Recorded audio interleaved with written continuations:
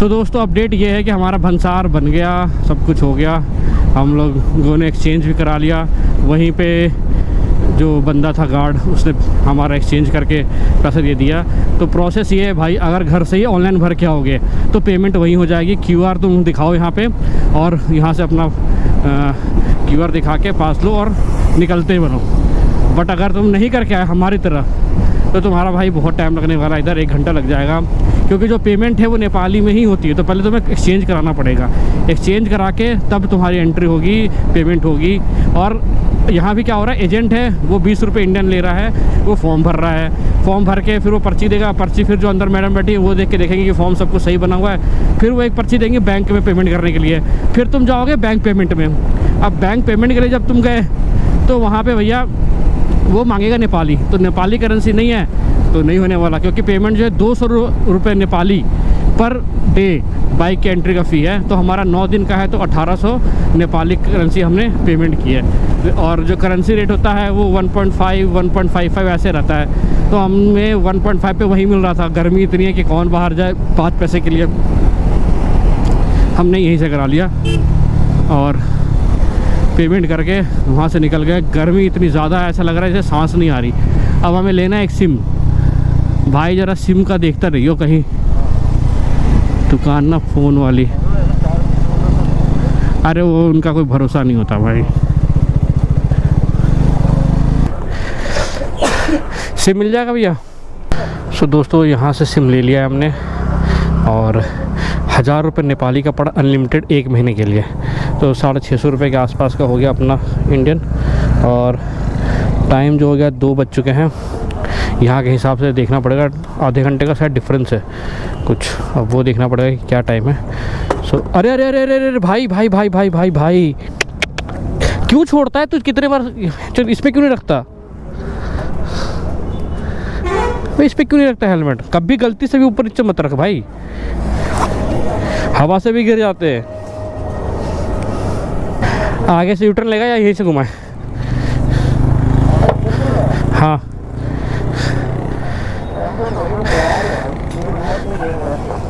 यही का है, यही सामने से।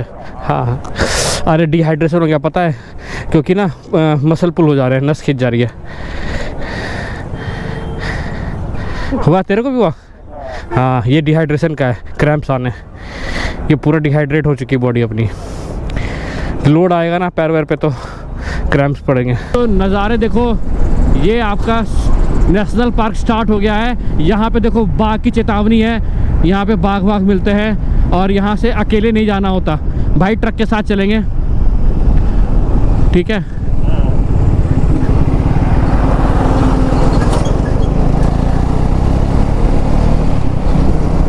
यहाँ ट्रक के साथ साथ चलेंगे भाई। यहाँ पे परसों ही बता रहे थे एक अटैक हुआ है बाइक वाले के ऊपर। सो आप अपने रिस्क पे चले, देख के चले। हमें तो घंटा दिखने वाला नहीं है, अगर होगा भी तो वो पीछे से ही मार के चला जाएगा।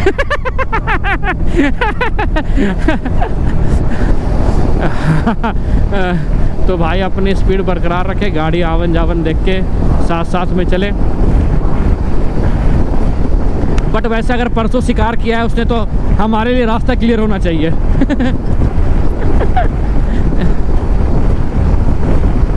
वैसे कहते हैं कि हिरन विरन भी आराम से कूद के यहाँ पे दिख जाते हैं आराम से। मैं तो इसको फॉलो कर रहा हूँ ट्रक वाले को भाई, ट्रक के पीछे पीछे चलूँगा मैं। अब वो 100 पे चलेगा तो मेरे को भी 100 पे टच करना पड़ेगा भाई।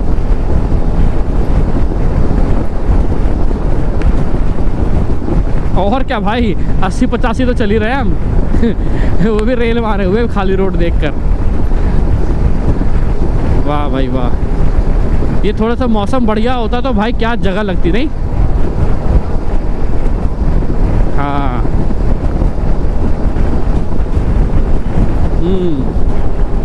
बट यहाँ पे बाइक रोक नहीं सकते ना टूरिस्ट की। हाँ हाँ हाँ अरे वो अटैक होता है यार उधर काफ़ी। दोस्तों ये हो गए जादू मंतर और मैं आ गया KTM 390 ADV पे। अब मैं चलाऊंगा ऑफ रोड पे साइड में। मैं करूंगा एडवेंचर। सो ये बाइक रोहित भाई की मैं चला के टेस्ट कर रहा हूँ, देख रहा हूँ कि कैसे चलती है, मतलब मज़ा आता है नहीं आता है इसमें।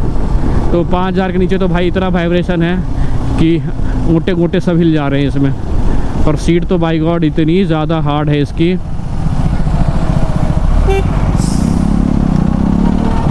ओ भाई लो आरपीएम तो ख़त्म। ओए माय गॉड, सेकंड गियर में उठने में इसकी लंका लग गई, उठने में। हाँ वो खींच रहा हूँ तो भाग नहीं रही थी, एकदम से बैठ गई थी। आरपीएम हाई रखना पड़ेगा क्योंकि आरपीएम जैसे 2000 पे गई ना तो फिर ये उठ नहीं रही थी 2500 पे।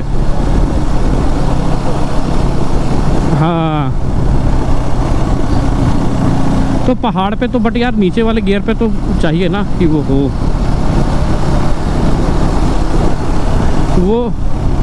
वो मुझे लगता है आदत की बात है, थोड़ा सा हो जाता है तो आरपीएम अपने आप आदमी हाई रख लेता है, तो ज़रूरत नहीं पड़ती।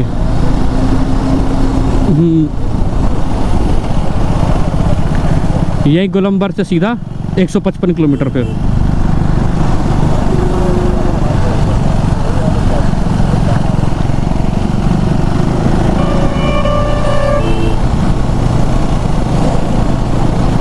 नहीं सस्पेंशन मेरे को इसके वाकई बहुत बढ़िया लगे भाई। हिमालयन के तो बहुत बढ़िया है भाई। नहीं वो तो भाई उसकी तो 200 mm का ट्रैवल भी तो है, तेरा 200 mm थोड़ी ना है। तो वो तो है ही भाई, तेरा तो इसमें 180 190 कुछ ऐसे आता है, उसमें 200 या 210 कुछ ऐसे है, काफ़ी है भाई उसका। और ग्राउंड क्लियरेंस भी इससे ज़्यादा है उसमें, तो हर मामले में ऑब्वियसली वो है। बट वेट देखो ना भाई, एक बार झुकती है तो फिर वो उठती नहीं है। अभी जैसे मैं इस पर भी खड़ा हुआ हूँ ना, मतलब खड़ा हो गया सैडल के लिए, बट जो खड़ा होने के बाद BMW में फील आ रही थी ना भाई, नेक्स्ट लेवल की थी। बट जैसे इसका टंकी है तो टंकी पूरे पैर से पकड़ में आ रही है। जैसे मेरे वाले बाइक पे मैं चढ़ता हूँ तो मतलब टंकी आती नहीं है पैर में। वाइब्रेशन के मामले में तो मेरे को अपनी बाइक सबसे स्मूथ लग रही है अभी तक। तो जब तक तू 100 क्रॉस नहीं करेगा ना, तेरे को इतने वाइब्रेशन नहीं मिलेंगे। 100 क्रॉस करेगा तो मिलने चालू हो जाएंगे। सामने का रूट देखो क्या ज़बरदस्त, माउंटेन, सामने पहाड़, आलीशान पहाड़ और सीधी रोड बिल्कुल, और दोनों तरफ हरियाली, ग्रीनरी, वाह मज़ा ही आ गया। अब तो धूप भी थोड़ी कम हो गई है, टाइम भी 4 बज गया ऑलमोस्ट, तो थोड़ा सा अच्छा लग रहा है। दिन में तो इतनी गर्मी थी पूछो मत।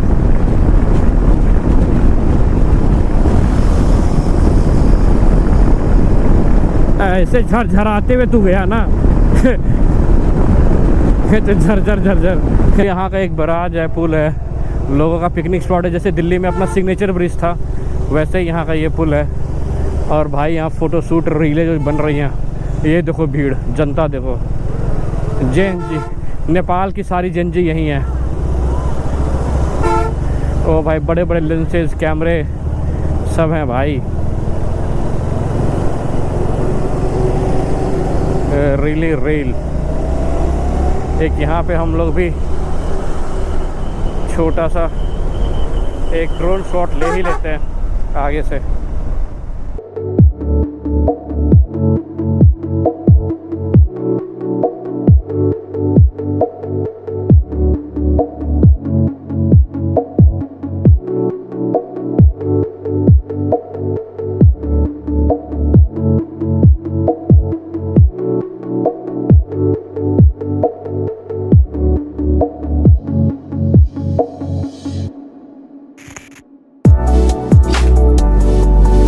कितना बढ़िया ये नज़ारा है, क्या सीधी रोड है।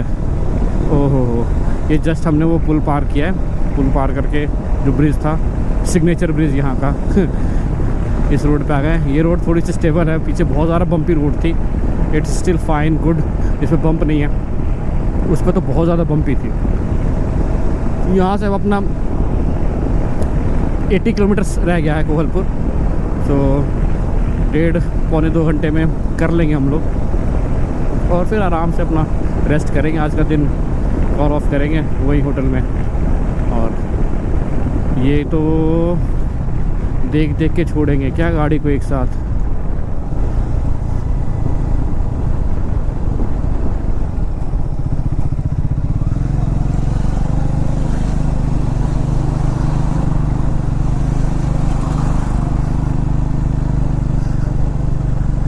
एंट्री करानी है क्या? तो दोस्तों यहाँ पे है एंट्री पॉइंट। वहाँ से पुल से निकलते ही 200 मीटर चलते ही आता है एक चेक पोस्ट और यहाँ पे करना होता है एंट्री। मुझे अरे यार बुला ही रहा है हमसे। सीन ऐसा है यहाँ पे कि हमें गाड़ी के पीछे पीछे चल के जानी है। साथ में यहाँ पे अटैक वटैक ज़्यादा होता है तो आपको अकेले नहीं जाना, ये प्रिकॉशन है।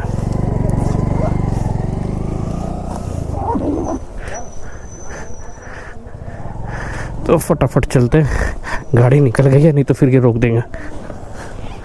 और 40 की स्पीड है।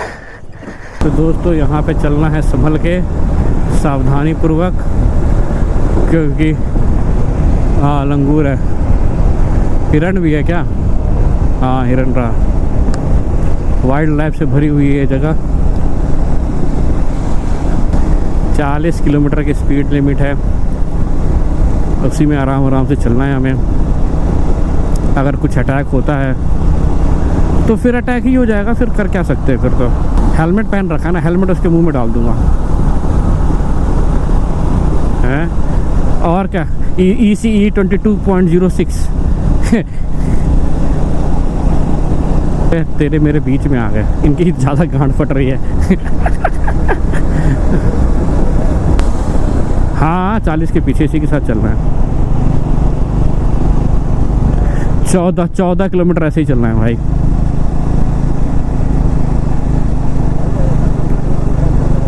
हाँ यही तो मेरे समझ नहीं आ रहा। तुम अगर 30 की स्पीड में चल, देखो कचड़ा फेंक दिया नीचे। भाई सिविक सेंस तो पूरे एशिया में मुझे लगता है अपने आसपास के कंट्री में कहीं नहीं है। नहीं पूरे एशिया में है। तो थाईलैंड जा, तो जापान जा, साउथ ईस्ट एशिया, उन सब जगह पे है। जो अपने देश का जो है ना, जो अखंड भारत जिसको कहते हैं ना, वो अखंड चूतिया भारत है, जिसमें अफ़गानिस्तान, पाकिस्तान, बांग्लादेश, श्रीलंका, ये ईरान फिरान ये सब आते हैं। ये सब चुतियाप है। दोस्तों ये फाइनली यहाँ पे आके ये ओवर हो गया बद्रिया नेशनल पार्क। तो इसका नाम था बद्रिया नेशनल पार्क। और फाइनली अब वो जो स्पीड लिमिट थी वो ख़त्म हो गई गाड़ी के पीछे चलने की।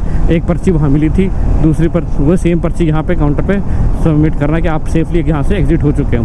आपके साथ कुछ हादसा होता है, पर्ची नहीं सबमिट होती है, तो उसी के बेसिस पे आपको सर्च किया जाएगा। इट्स अ गुड प्रोसेस मुझे लगता है, क्योंकि अगर यहाँ अटैक्स ज़्यादा हैं, कुछ दिक्कत है, तो ऑब्वियसली ये अच्छी चीज़ है। बट यहाँ पे जैसे अब लोग भी रह रहे हैं गाँव में, तो हो सकता है इनको भी दिक्कत हो, मतलब क्योंकि काफ़ी पास में है बिल्कुल ना।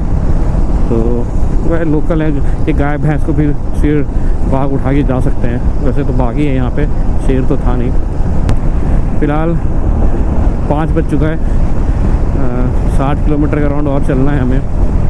तो होपफुली 6:30-7 बजे तक आराम से रुकते रखाते चले जाएंगे। यहाँ टाइम वेस्ट काफ़ी हो गया अपना, होता नहीं अगर ये स्पीड लिमिट की नहीं होती तो बट ठीक है, लेट्स कंटिन्यू और पहुँचते हैं कोहलपुर।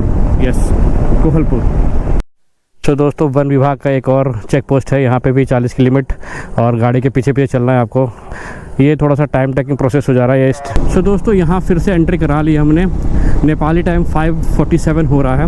उसके अकॉर्डिंग हमें 6:10 तक ये रास्ता क्लियर करके चेकआउट करना है यहाँ से। Speed limit is 40। Let's see क्या होता है। ये रूल क्या है मेरे समझ नहीं आया कि 6:10 तक आपको चेकआउट करना है। अगर लेट हो गए तो क्या होगा, पहले पहुँच गए तो क्या होगा, मतलब थोड़ा सा सेंस ये समझ नहीं आया मेरे को। लेट्स सी क्या होता है।